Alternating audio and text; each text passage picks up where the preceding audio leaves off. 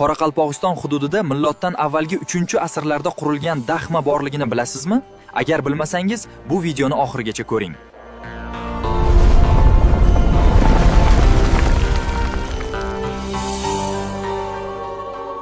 Qal'a milodiy 1-4 va 9-11 asrlarga tegishli deb hisoblanadi. Biroq asosiy faoliyati 6-7 asrlarga to'g'ri keladi. Daxma zardushtiylik e'tiqodiga ko'ra, marhumlarning jasadini qushlarga yem qilish uchun qoldirish marosimi uchun maxsus joy bo'lgan.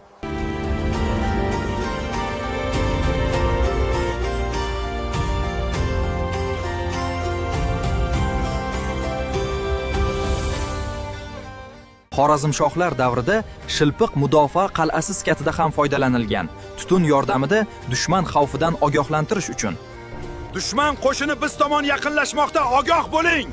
Olov yoqib ishora bering.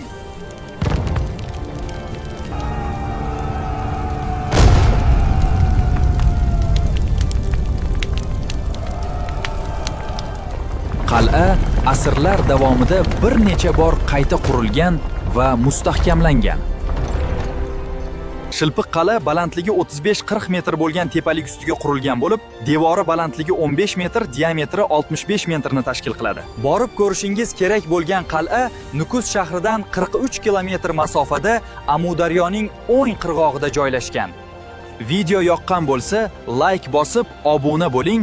Bundan da qiziq ma'lumotlarni yuklab boraman.